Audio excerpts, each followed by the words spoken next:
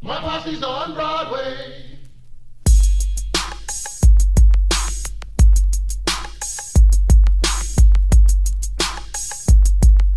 My posse's on Broadway.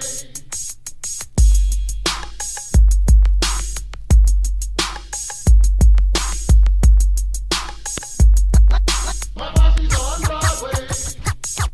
Calling up the posse, cruising in his Benz. Calling up the posse, posse's getting bigger. Calling up the posse, girls was on my tip. Drop a few rises and callers.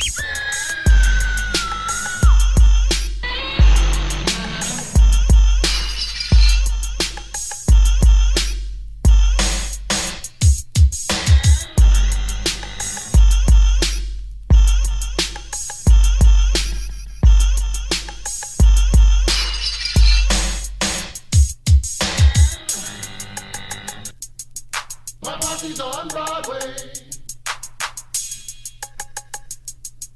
My posse's on Broadway. What's up, y'all? This SlabOGsTV. Subscribe to the channel. Today we got an OG in the building. Somebody that really rode, was the first to ride over here on Homestead in Rosewood. Chappi, aka Vito Chappi Valley the Great. You know, so tell us where you from. Tell us how you got started in this slab game. Well, it wasn't really just got started. It's just like, it was like the way of living. It's just something that just happened. Yeah. And can you tell me how the slab was, not even the slab, first off, how was Rosewood back in the day, you know, because you were a little bit older than a lot of the guys over here that rode slab, you know, might have the notable names that everybody know, David, Glenn, Yogi, Alvin, Spencer. So what was Rosewood like in the late 70s, early 80s? Well, I got introduced to Rosewood through family. Yeah. My Aunt Justine lived here on Bywood. And when did they move here? She moved here before I could know. She been here. It was a white neighborhood. Yeah. With white people. I was raised on Peach Street in Weevil. Trinity On Garden. Peachtree Street. Yeah. But my Aunt Justine lived here on Bywood Street. And we was family. And we went from house to house. And this neighborhood was different from Peach Street. What was the difference? Peach Street was more country, more farm, more ghetto, more bushes, more vines, chickens in the yard. Over here was quiet, white people, nice yards. So it was like I was way somewhere different. And I know you say it was, you know, white people in this neighborhood. I couldn't imagine it being white people in this Man, neighborhood. with white peoples all around here. Yeah. That's what it was. This here was an up-class neighborhood. Yeah. My Aunt Justine was a nurse. Bought the home, paid for it. It's still there on Bywood. And we used to come to her house and I liked it.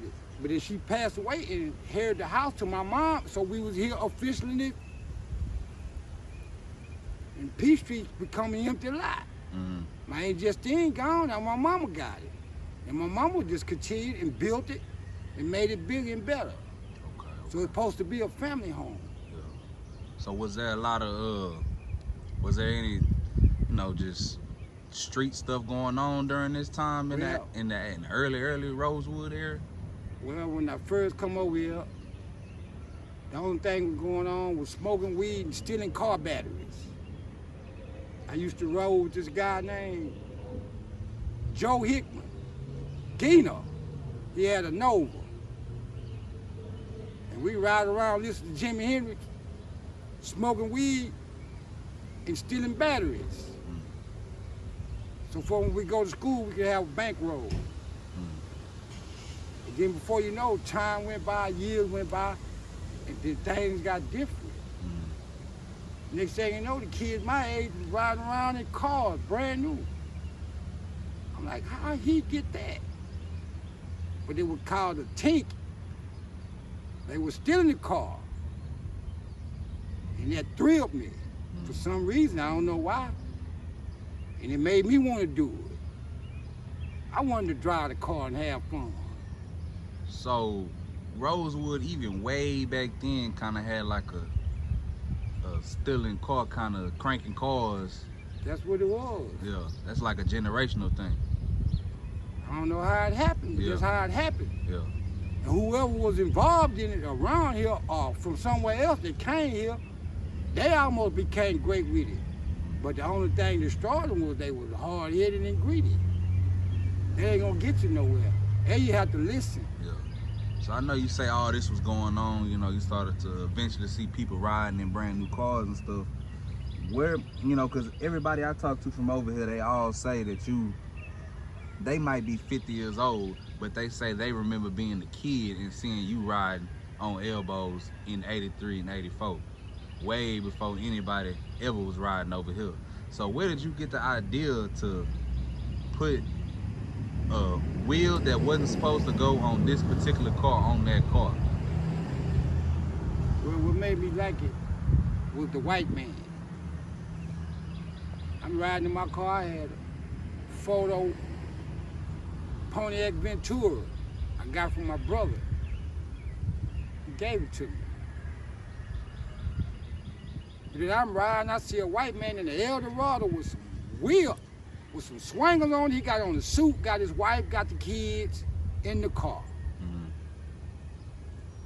Beautiful. Grill on the front and everything. And I'm looking at the car, watching the man drive the car, but had no plot at all in my head. Then the man just happened to park the car at Wise Cafeteria. Him and the whole family got out the car and went in to eat.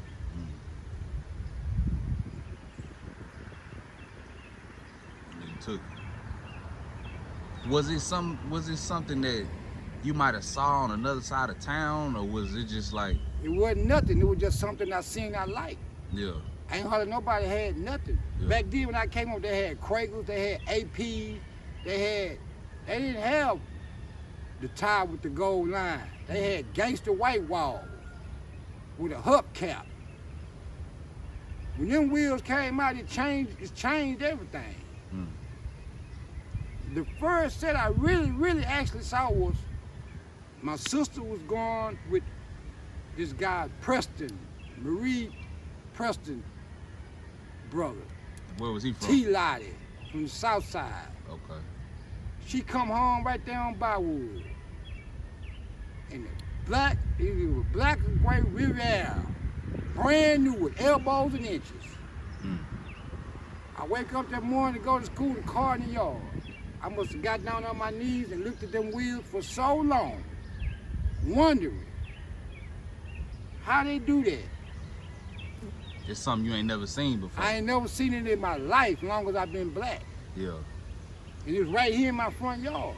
I said, man, I'm gonna get big. I'm gonna get me some tires like that. Yeah. And then as I got old and got the Ventura and we're riding, I seen them rims again with the white man in the suit in the family. So what year was this? Cause That was in 83, Yeah. 84. Yeah. They come from the factory Yeah. on the car. So the man must have bought the brand new Cadillac with the wheels on it. Just Yeah. like you could buy a Lincoln with the disinvolved Yeah. from the factory. Cause I heard some people say that at some of the early ones you could tell on the back of the wheel, like it's engraved in there that the wheels was, some of them was made in 79, but not a Nah. lot of. Wasn't no elbow made in no 79. They only made the wheel 2 years, Yeah. in 83 and 84. Yeah. That's what made it so. That's what made it so hectic after everybody found out about it. And then Cadillac quit making the wheels. Mm. So the wheels that was out here, and it wasn't no more being made. Yeah. It wasn't enough to go around. That's what made it dangerous. But everybody wanted it. Yeah. So either they got it how you know it how. Either you make you some money and buy you some, or you steal you some, or you swindle your way and get some. I don't know. Mm. People went through hell for them wheels. And I know you say that, you know, you saw them when you was young, but like I say a minute ago, you was the first one that anybody that was growing up around here seen riding on them. So what was the How did it feel, and what was the notoriety you was getting when you was putting these cars together at the very, very beginning? Man, the feeling I got, it was joy. That was just what I wanted to do. It wasn't about him or her. This is something I wanted. Like you want a bike. You get a bike, you happy. You ain't trying to get the bike to make John next door mad. You know, it just happened. You know, I liked it. You know, I liked it the way it looked. So as I got cars or bodies or whatever I had to do to fix the car, I got to put the wheels on it. You know, so then it came to the point to where I hung out with some guys around here and learned how to take a car. But the first person that was around here was like Bimp, Ray Bonton, all of them were hot rod boys. Bonton had a yellow Thunderbird with gangster walls on it. I stand in the yard and look at them go by. I'm like, man, I'm gonna get me a car. I was a kid. Bimp had a brown truck with a motor in it, sound so good, mashed the gas, burn rubber from here to Homestead. Yeah. With a wood bump in the front. I still see it today. Donna Ray, bombing them on South Hall. Had a blue and white truck, Big 10, 30s on the back. Hot burn rubber. I raised up hot rod boy on P Street, Tommy German, all them old school boys. Big tires in the back, runners in the front. That's how I was really raised. But then when I got over here, it was different. See, them boys over there still got hot rod in their blood. Yeah. Mac Thomas, all of them. Yeah. They gonna make the motor sound like it's talking to you. Cause one thing I heard from different OGs around here, they say before the slab, that's what it was. People was building hot rods. That's what it was, and it wasn't nothing like that. Then they came out with the 30 in Vogue. Yeah. See, the 30s in Vogue came out before the elbows. The 30s came out, but they didn't stick out. They rear-wheel drive rim. But the elbows is front-wheel drive rim, and the Eldorado, the Riviera, and the Tornado is front-wheel drive. Yeah. So when they made the car that year for the factory, they wanted them spoke wheels, so they did whatever they do, and made it stick out. Yeah. Made the front-wheel drive rim. But the first set of rims I had was 30s in Vogue. Yeah. I had a white Monte Carlo. But then after I eventually figured it out, say them wheels, they'll stick out further than them. Yeah. I ain't want them no more on there. But the 30 and Vogue looking like the vision I seen with my sister in the elbow, but it was a difference. Yeah. See, but a lot of boys got names out there, they had clean cars and everything, but they rode 30s and Vogue. So who was some of the people, you know, for the viewers that's watching right now, who was some of the people that might have seen you, the people that they might know, the names they might know, you know, now today, that might have seen you coming through over here? I don't know, man. Yeah. It's a multitude of people, Yeah. you know. I do it for myself and the people. Yeah. You know, I would just represent where I'm from. You know, I consider myself right here, Rosewood. So I'm going to speak and ride and talk for my hood. Even if you don't ride with me, you know, I'm doing it for you. Yeah. That's what's engraved in my heart. That's how it is. Yeah. So I was just rolling. I was a Bywood boy. Yeah. We did everything on Bywood. Yeah. Harold McClinton, Amos Holmes, Ray Bonton, Kenneth Shotwell. Them was the boys that created all of this around here.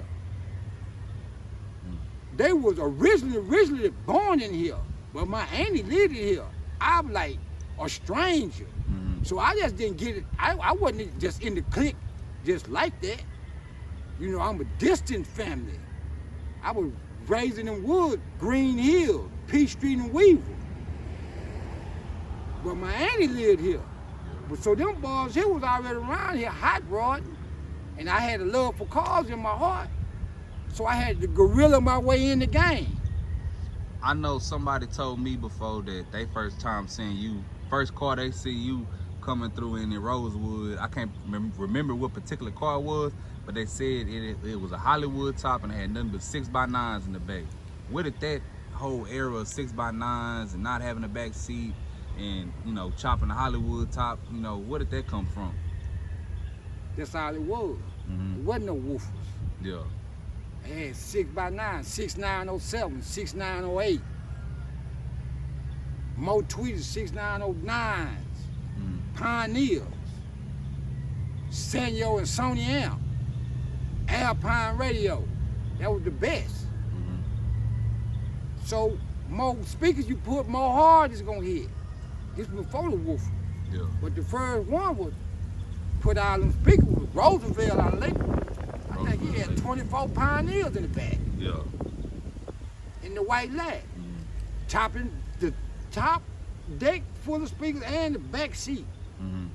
I didn't go that route. I just get a bigger amp and I put my 4 back there and I'm good. Yeah.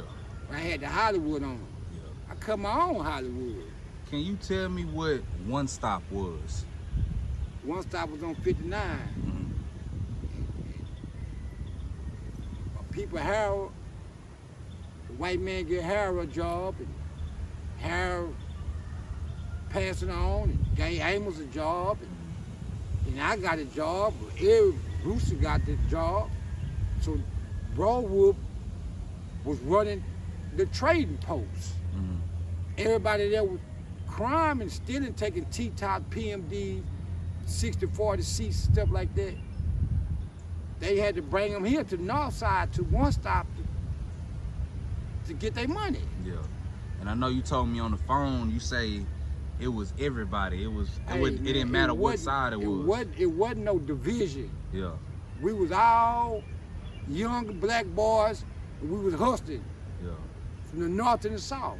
And they was bringing, even from the south side, they would Man, steal them cars niggas, and bring them over niggas there. was coming with truck and van loads. Yeah. So they talking about the north side stealing this and that. Nigga, the south side tore the game up. Smitty, Andre Pfeiffer, Julius, all of them boys. Them niggas was cranking, them niggas knew what they were doing. They come with a load and leave with a bank roll. I wanted part of that. Yeah. I'm like, man, where they is getting all this shit from? Come up there in the van, open the door, shit falling out. My boss man, Tommy Mueller, cash them out. Whatever you got, I'm buying. Go get another load.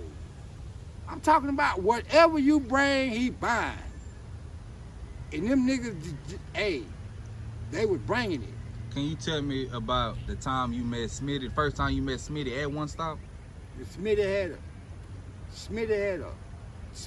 a 79 photo Cadillac. 30s and Vogues in the grill.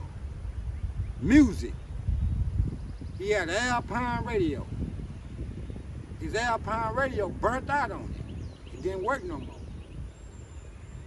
But when I'm at One Stop, they had an Alpine radio on the shelf, identical to Smitty's.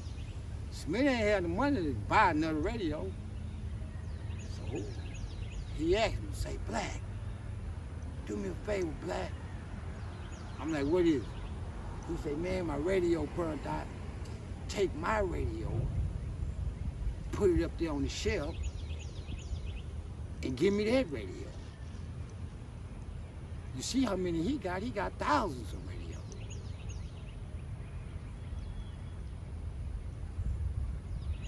I did. Switched the radio. Me and Smitty became tight after that. Would he come over here to Homestead in Man, Rosewood? he came to the post to get his money. He rode through. He had semi-walls with Roosevelt come through shooting at him. Him and Frederick would come on, had a squabble at One Stop. But one thing I gotta say, they didn't drop it. He left with a black eye. They did the oldest trick in the world on him. They put his shirt over his head and blinded him. Then about 4, 5, 6 of them clicked on him. Bop, bop, bop, bop, boop, boop, boop, boop. He stood up like that tree. That nigga didn't fall. When the shirt came out of his head, he fucked up. All he did was walk down the feet of him. His car down there waiting. Andre Pfeiffer now. Them boys were strong. Yeah. So then back then that's when Rosalie, the fry stick come out. And can you tell me what was Rosalie? Because that's something I always hear. That's a street I always Man, hear. it's a street on the south side, third ward somewhere. I ain't from there, but I always went. I know how to get there. Yeah. And man, back then they had little bitty pen joints. And it turned it green. They dip it in the water. And they called it green monsters. All you needed was one. And man, you smoke that little bitty joint, and man, you be high as the moon. Was that kind of like the drug back then? Hey man, it wasn't no crack. Crack came later. It was like, then they had it in fifth ward or you buy your paper. They had like some weed with stuff on it in aluminum foil. It was an old school woman over there. She did it for a long time. Yeah. Everything was family. Can you tell me about because you know, everything you just mentioned just now was pre-crack era. Can you tell me how the crack era changed the neighborhoods and the city as a whole during this time? Man, that shit destroyed everything. Yeah.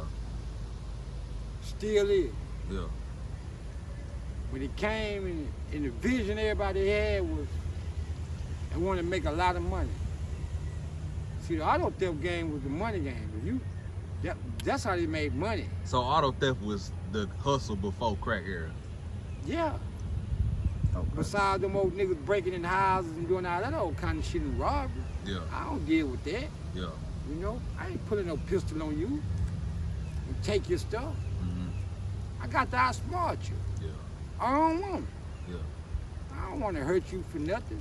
Did that whole era of, you know, the drug game and the crack game that changed the city and changed these neighborhoods, did it have an influence on the car game too? Because, you know, you might have somebody that might not be able to make no money, but now they can make money so they can have all the cars in the world. Yeah, but then you still got to learn the game. Yeah. It ain't easy just talking about it. Yeah.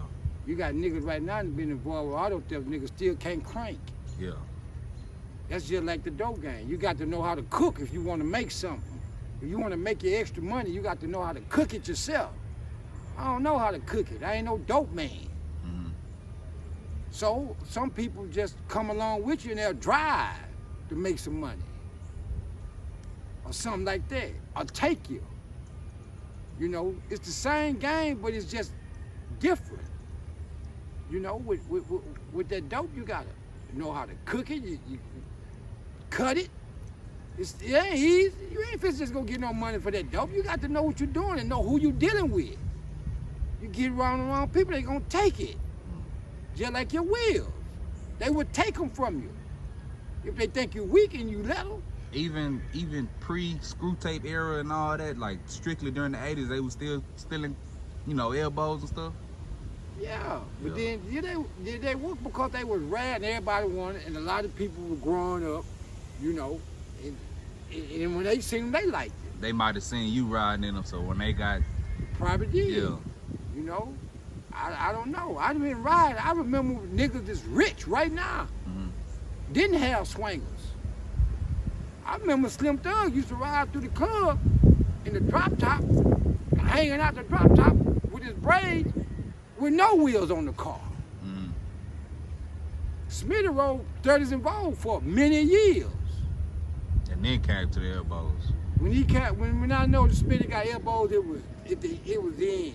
It was he sold the lack to somebody, I don't know, some nigga had it, but right before that he had swingers on it, then the dude got it. Then I see him again here in the Benz. Blue Benz with Benz for you. Benzo for you on license plate. He see me, I'm still in my lack, rolling, he in the Benz. Black, how you like me now, Black? He in the he in the Benz. All right, man. You go, you win. Yeah. Next thing you know, I see him again, the Benz look like an airplane. Yeah. He got it low to the ground with Lamborghini wheels on the back or something. The burnt orange one. Burnt orange, that's the same blue one. Yeah. Then I see him again, I'm with my partner them from Waco. My partner Lynn Graham about a brand new drop top Mustang 5.0 back in the day. So we out at the beach and his partner named Ben had a carry Porsche, you know, so we out there just just having fun. Next thing you know, there go a group of people over there. Everybody looking. Next thing you know, I see the sand just making away. Mm-hmm. It's the bins. The burn on bin drop to the ground, come through there rolling, blowing sand. And they go Smitty over there in a two-tone Rolls Royce. Everybody, that's Smitty. He didn't change. He didn't got in a different game. And the game was making him prosper in the way that he felt as if was the best way for him. But I never been greedy. Do your thing. I ain't doing all that. Yeah. You know, so when he come through in the Rolls Royce in the line, they got vets and Rolls Royce and Benzes on the slab, candy paint, ain't nothing that they didn't have. He come through, black, he see me. How you like me now? Everything I drive, jam. That's his exact word. And turned the radio up in the Rolls Royce. Pop, pop, pop, pop, pop. He had beaten the Rolls Royce. He had beat in it. Dang. How you like me now, black? Oh, Yeah. Smitty. I Man, miss it. So what happened to him, like, you know, pertaining to his death? Like, what happened in that situation? Man, it's a lot I heard, man. It's a lot I didn't like, which I ain't got nothing to do with. But that was my partner. A lot of people didn't like it. A lot of people loved it. You know? So I ain't got nothing to do with the wars he had, but he shot the Hickman. The Hickman, they're my people. They live right here on South Hall. Yeah. It's all mixed up. We all know each other. Can you tell me about, you know, They after? went to- It's still. They went to do some shit, man. And Yeah. his own man ended up shooting him. Yeah. Still don't understand that, but Did it hurt the streets, you know, when that happened? man, it fucked me up, man. Yeah. I ain't like that. Yeah. You know, but God know what he doing, you know. Mhm. But then they like Kendall Bell. I don't know. I just remember Kendall Bell stealing cars. I had an apartment in the Faseo's apartment on the 288. Me and my girl I was with. One another back in the day. Smitty and them had an apartment over there in the same apartment up there hanging out. I don't know who the was or whatever. And all of them over there. So one night I'm feeling weary. So I just happened to get up. We had the back wood patio. We go in the patio, look over the patio. There go Kenny Bell. He done bust the window in my leg. He digging in it. He fixed the plaque, me and go. I scream, hey, ha, hit the wood. He take out running. I'm looking at him like I'm looking at you. I know who it was. I never said nothing. That was the game. If I slip, you get me. Yeah. You know? So it wasn't, I didn't go try to kill him. I didn't do nothing. He had a two-door sky blue lack, a 77 sky blue lack, two-door with hubcaps. He ain't had no rim. I had the same sky blue lack. Photo, Swangles and Vogue. And what year was this? In the 90s. Folks Smitty got killed. Yeah. You know? So that's just what it was. It wasn't none of that, all that when that music come out, the South different, that and that, that and that. That was the hustle. The music divided a lot. It made people that were coming up think I was crazy and stupid. You know, which it shouldn't have been like that. That divided. And then red. I can't name nobody back in the day had no red. Cause y'all wasn't riding like, y'all didn't have candy paint back then. It wasn't no division about South Side red and the North Side blue and all that. I ain't know nothing about no ganging and all that. How? Ain't nobody told me about that. No Crip, no blood. I seen that on TV. Color. And the only way I know the blue was the left side of Snoop Dogg. I learned from a lot through the music and through the people. It wasn't no blue and no red and all that, Rosewood red and all that, or Rosewood this and that. I like blue because that's my favorite color. I'm not a Crip, I'm a kicker. I just kick it. But that's my favorite color. And all that division they Southside did. Smitty car wasn't red. I don't remember none of to them youngsters growing up with that. Yeah. Kiki and them went to rapping and spitting at the mouth and doing all that stuff. So on this side of town, who after you know, years of riding, who else did you start to see come up on the slab and they kind of did their thing from over on this Man, side? it's a lot of niggas, man. A lot. I can't name them. Yeah. A lot of them. Field ball, they had swingers and vogues and hydraulics and music. Thunder on the back. I'm talking about it's a lot of boys. A lot of people put them together. But one thing I had to say, I give the Southside their credit for, they was complete. See the North side, they were complete. They had the paint, the wheels, the inside, the music, the wheels, everything. They put it together. I guess back in the day when they had the guy Ike or whatever, I got sprayed by Ike and all that. He probably was putting together complete. But the niggas on the north side had everything. They gonna have the wheels, they gonna have the music, they gonna have, but some just got. They ain't gonna go full throttle It with was it. just something missing. Yeah. And it been like that. It's still like that right now today. So I give them their credit. They put them together all the way, you know. And then when the music came out, they started talking about Rosewood jacket and all that. So to get into that, can you tell me who Alvin, David, Glenn, and Yogi was, and what they meant to this neighborhood during that time? Lil Yogi, my nephew.